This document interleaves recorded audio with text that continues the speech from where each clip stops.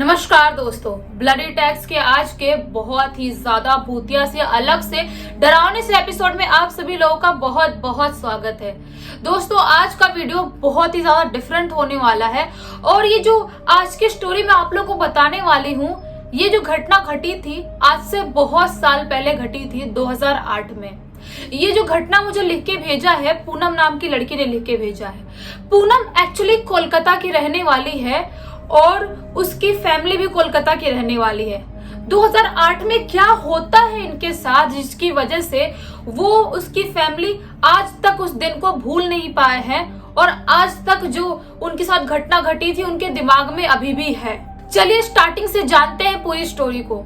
ये जो घटना घटी थी 2008 में पूनम और उसकी फैमिली के साथ एक घर में घटी थी। एक्चुअली क्या होता है कि पूनम और उसकी फैमिली सब लोग सोचते हैं कि हम लोग नए घर में रहते हैं क्योंकि पुराना घर उनको थोड़ा छोटा लग रहा था। मैं बताती हूँ पूनम घर में कौन कौन है। पूनम के मॉम डैड और पूनम वो टाइम पे 2008 में 10 साल की थी और उसका 1-1.5 साल का उसका भाई था। छोटी फैमिली थी लेकिन उनको अलग सा बड़ा घर चाहिए था। वो लोग घर की तलाश करते हैं और घर की तलाश करते करते उनको एक बड़ा सा सुंदर सा सस्ता घर मिल जाता है। लेकिन अक्सर हम लोग आप लोगों को अपने वीडियोस में बताए हैं कि जो ये सस्ता घर होता है ना, वो आपको रुला देता है, आपकी जिंदगी तक बर्बाद कर देता है। बहुत लोग ये जो सस्ते घर के चक्कर में पड़े हैं कि मतलब बहुत बड़ा घर उनको मिल गया और सस्ते में मिल गया, लोग खुश हो गए और उसके बाद उनको पछताना पड़ा है। सेम इनके साथ भी ऐसा कुछ होने वाला था, लेकिन उनको जो ये चीज थी, जो घटना घटने वाली थी, उनकी खबर नहीं थी। एक्चुअली होता क्या है, ये लोग वो घर देखने के लिए जाते हैं। अच्छा खासा बड़ा बंगलो था, 2nd फ्लोर तक का था। सब लोग बहुत खुश होते हैं। पूनम के घर वाले बोलते हैं कि ये घर सुंदर है, हम यहीं पे शिफ्ट होंगे, यहीं पे रहेंगे। और वो घर फाइनल करने के बाद वो लोग उस घर में रहने के लिए आ जाते हैं। लेकिन उस घर में आने के बाद पूनम की मम्मी को कुछ ठीक नहीं लगता है। तो बोलती है कि ये घर थोड़ा सा नेगेटिव वाइब नहीं दे रहा है क्या, मतलब बहुत नेगेटिविटी लग रही है यहाँ पे। अपन आए हैं, उसके बाद यहाँ पे 1 दिन 2 दिन हो भी गया, उसके बाद भी अजीब सी नेगेटिविटी टाइप लग रही है, जैसे कि घर हमको खाने को दौड़ रहा है, ऐसा कुछ फील हो रहा है। तो पूनम के डैड उसके मॉम को समझाते हैं कि अपन पुराना घर छोड़ के आए हैं, इसीलिए अपन को थोड़ा सा वैसा फील हो रहा होगा, पुराने घर की याद आ रही होगी। 2-4-10 दिन में सब कुछ नॉर्मल हो जाएगा। लेकिन इनको खबर नहीं थी कि कुछ नॉर्मल होने वाला नहीं है, कुछ बहुत बड़ा घटने वाला है। क्या होता है, इनको इस घर में रहते हुए 3-4 दिन हो गए थे। पूनम अपने कमरे में सो रही होती है एक दिन और रात के 12:30 के करीब उसको प्यास लगती है। वो सोचती है कि मैं जाती हूँ पानी पी के आती हूँ। वो पानी पीने के लिए अपने किचन में जा ही रही होती है, फ्रिज खोलने के लिए। उसको अपने किचन बहुत बड़ा था, उसको अपने किचन में किसी की शैडो दिखाई देती है। ऐसा लगता है कोई फिगर बना हुआ है किसी इंसान का। वो सोचती है शायद हो सकता है मम्मी होगी, मम्मी कुछ किचन में काम करने आई होगी या कुछ लेने आई होगी। मैं एक काम करती हूँ, फ्रिज से पानी निकालती हूँ और मैं पी लेती हूँ। वो इग्नोर करती है और फ्रिज से पानी निकालती है और पी लेती है। उसके बाद जाके सो जाती है अपने बेडरूम में। उस दिन उसको दिमाग में ऐसा कुछ भी डाउट नहीं हुआ कि जो किचन में था वो कौन था, क्योंकि उसको लगा कोई भी घर पे, मम्मी पापा कोई भी हो सकता है, उसका फिगर मुझे दिखा होगा और मैं बहुत नींद में रही होंगी। तो वो सुबह सुबह क्या होता है, जब सुबह सुबह उठती है स्कूल जाने के लिए, तो अपने मम्मी से पूछती है कि मम्मी आप पिछली रात में किचन में 12:30 बजे के करीब क्या कर रहे थे। तो उसकी मम्मी बोलती है कि मैं कब किचन में आई थी। तो पूनम थोड़ी शॉक्ड हो जाती है, बोलती है मैं जब पानी पीने आई थी 12-12:30 के बीच में, तो मैंने देखा कि आप किचन में खड़े हो, कुछ कर रहे हो। मम्मी ने बोली नहीं, मैं कोई रात में इतने टाइम पे किचन में नहीं आई थी, तेरा सपना होगा, कुछ बुरा सपना देखी होगी तूने। पूनम को समझ में नहीं आता है कि ये क्या था। वो सपना नहीं था, मैं खुली आंखों से देखी हूँ और खुली आंखों से देखी चीजें सपना नहीं होती। वो ये सब सोच ही रही होती है। सोचते सोचते नाश्ता करती है और स्कूल चली जाती है। स्कूल जाती है, स्कूल में भी वो वही चीज सोच रही होती है कि आखिर पिछली रात मैंने देखा था तो क्या देखा था। घर पे आती है स्कूल से, उसको खाना वाना खाती है, सोने जाती है। अभी भी उसके दिमाग में वही चीज चल रही थी कि आखिर मैंने पिछली रात में वो देखा था, फिगर बना हुआ ब्लैक शैडो टाइप, वो था तो था क्या। यही सब कुछ सोचते हुए वो सो जाती है। दूसरी रात जब वो रात में सो रही होती है, रात के 1 बजे के करीब उसको अपने वॉशरूम से नल चालू होने की, पानी गिरने की आवाज आने लगती है। सोचती है कि इतने जोर जोर से पानी क्यों गिर रहा है, सोचती है कि पानी बह रहा है, वेस्ट हो रहा है, मैं जाती हूँ बंद करके आती हूँ। जैसे ही वो वॉशरूम के अंदर जाती है नल बंद करने के लिए, वहां पे उसको ब्लैक शैडो, कुछ अलग इंसानी फिगर बनी हुई चीज दिखाई देती है। वो बहुत ज्यादा डर जाती है। वो जैसे ही वो चीज को देखती है, वो भागते हुए अपनी मम्मी के पास जाती है, मम्मी के बेडरूम में मम्मी को जोर जोर से उठाती है, बोलती है मम्मी मैंने वॉशरूम में आज भी वही चीज देखा जो पिछली रात में किचन में देखा था। उसकी मम्मी भी भागते भागते आती है वॉशरूम में, उसके पापा भी आते हैं, देखते हैं तो वॉशरूम में ऐसा कोई भी चीज नहीं था या किसी भी चीज की फिगर बनी हुई नहीं थी, कोई भी शैडो दिखाई नहीं दे रहा था। उसकी मम्मी जो पूनम की थी, पूनम को बहुत डांटती है, बोलती है तू अपने दिमाग में क्या क्या ख्याली पुलाव पकाने लगी है, क्या क्या सोचने लगी है तू, और फालतू रात में नींद खराब कर दिया, जा अपने कमरे में सो जा। उसकी मम्मी पूनम को डांट लगाती है, बहुत जोर जोर से बोलती है कुछ भी नहीं है यहाँ पे। तो पूनम अभी क्या करेगी, बच्ची थी 10 साल की, जैसे घर वाले विश्वास नहीं करते हैं जब तक कुछ देखे ना, वैसे उसके घर वाले भी कर रहे थे। वो जाती है अपने बेडरूम में सो जाती है, इसके मॉम डैड भी जाते हैं अपने बेडरूम में सो जाते हैं। ये रात सोचते सोचते कैसे भी, वो डर तो लग रहा था लेकिन ब्लैंकेट से पूरा मुंह ढकती है और सो जाती है। सुबह सुबह जब उठती है तो स्कूल जाने के लिए निकलती है, स्कूल भी चली जाती है। उसका दिन मतलब नॉर्मली ऐसे ही निकल रहा था, वो स्कूल चली जाती है।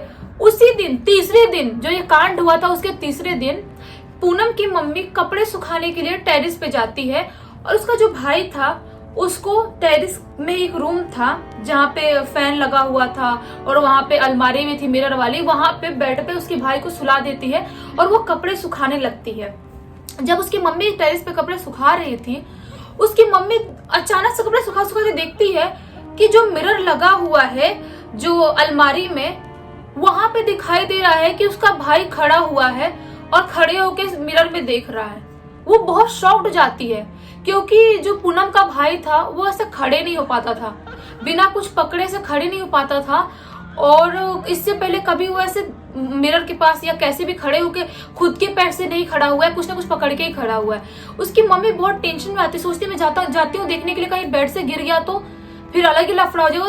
वो दौड़ते हुए जैसे ही जाने लगती है, उसकी मम्मी को कोई बहुत जोर से ऐसा उठा के फेंकता है टेरिस पे ही, इतने ऊपर टेरिस पे ही वो गिरती है धड़ाम से, और गिरने की वजह से मम्मी का सिर फट जाता है और सिर से ब्लड आने लगता है। उसकी मम्मी को बिल्कुल समझ में नहीं आता कि मुझे उठा के आखिर फेंका तो फेंका किसने है। वो भाग के अपने बेटे के पास जाने की कोशिश कर रही थी लेकिन सिर पे चोट लगने की वजह से वो चल नहीं पा रही थी।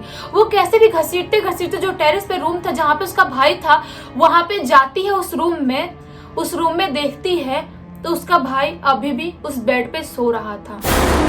तो आखिर वो जो मिरर में दिखा था उसके भाई जैसा इंसान मिरर के पास खड़ा था, वो था कौन? उसकी मम्मी बहुत ज्यादा डरी हुई थी, अपना सिर ऐसे दबाई हुई थी अपने दुपट्टा से, पूरा ब्लड निकल रहा था माथे से। थोड़ी ही देर बाद पूनम आती है घर पे, उसकी मम्मी के कराहने की चिल्लाने की आवाज आ रही होती है। वो भागते हुए ऊपर जाती है टेरेस पे, देखती है कि मम्मी का पूरा खून ही खून हो गया है पूरे सिर से। तो पापा को कॉल करती है और पापा को जल्दी जल्दी बुलाती है। उसके पापा ऑफिस का काम छोड़ के सबको जल्दी जल्दी घर पे आते हैं और उसकी मम्मी को हॉस्पिटल लेके जाते हैं। उसकी मम्मी हॉस्पिटल जाती है, उसके पापा को बताती है कि क्या क्या मैंने देखा था, और पूनम को भी 2 दिन से कुछ फील हो रहा है। मैं उसकी बात पे विश्वास नहीं कर रही थी, लेकिन ये चीज मैंने देखा और मुझे उठा के फेंका, उसके बाद मुझे विश्वास हो गया कि उस घर में कुछ ना कुछ गड़बड़ है। उसके पापा भी मानने के लिए मजबूर हो जाते हैं कि शायद हो सकता है ये दिन में किसी का कोई वहम नहीं हो सकता, वो भी काम करते करते हो सकता है कि उस घर में कुछ तो प्रॉब्लम है। उसकी मम्मी को उसके पापा हॉस्पिटल में एडमिट करते हैं। डॉक्टर बोलते हैं कि एक दिन हमको एडमिट रखना पड़ेगा, और उसके पूनम के भाई को और पूनम को लेके वो घर पे आ जाते हैं। घर पे आते हैं, उनको खाना पीना खिलाते हैं और उनको सुला देते हैं। और उसके पापा पूनम को और उसके भाई को सुला के अपना फोन चलाने लगते हैं। नॉर्मली अपना फोन जैसे ही चला रहे होते हैं, उनको ऐसा लगता है कि उनके सामने से कोई जुप ऐसा करके भाग के गया। उनको समझ में नहीं आता कि ये क्या था।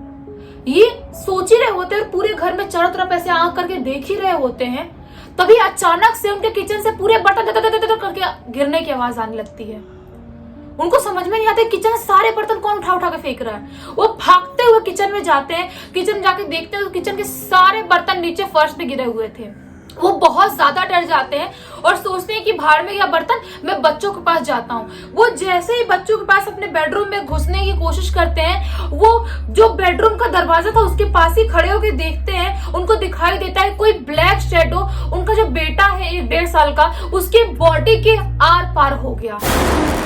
ये मंजर देख के पूनम के पापा बिल्कुल बर्दाश्त नहीं कर पाते हैं, उनकी सिटी पिटी गुल जाती है, वो पसीना पसीना हो जाते हैं, उनको डर लगने लगता है। सोचते हैं ये क्या था, मेरी खुली आंखों से ये वहम नहीं हो सकता, मेरे बेटे के अंदर वो शैडो गया, वो क्या था, ब्लैक शैडो टाइप कोई परछाई, कोई इंसानी परछाई दिख रही थी। वो उनको समझ में नहीं आता। दोनों बच्चों को उठाते हैं और उठा के उस घर से बाहर भागते हैं।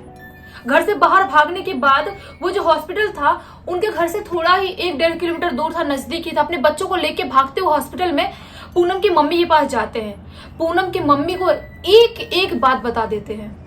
पूनम की मम्मी बहुत ज्यादा डर जाती हैं, बोलती हैं कि आप लोगों को कोई जरूरत नहीं इतने रात में उस घर में जाने की, उस घर में कुछ ना कुछ पक्का गड़बड़ है, कुछ तो है उस घर में जो हमको मार देना चाहती है या तो हमारा कुछ बहुत बड़ा बिगाड़ना चाहती है। वो जो पूनम के पापा, पूनम का भाई, उसकी मम्मी, सब लोग उस रात हॉस्पिटल में ही रहते हैं। और अगले दिन पूनम के पापा एक जो ओझा होते, एक तांत्रिक होते हैं, उनको बुला के लाते हैं उस घर में झाड़ फूक करवाने के लिए। वो जो तांत्रिक थे ना, वो घर में घुसे भी नहीं थे, सिर्फ दरवाजे पे एक कदम ही रखते हैं। बोलते हैं कि इस घर में बहुत ही ज्यादा खतरनाक, बहुत ही मनहूस साया है जो आपकी बेटी और वाइफ को मार देना चाहता है। वो बहुत बड़ा शैतान है जो कि अगर आप लोग इस घर में कुछ दिन और रहे तो शायद हो सकता है आप बचोगे नहीं।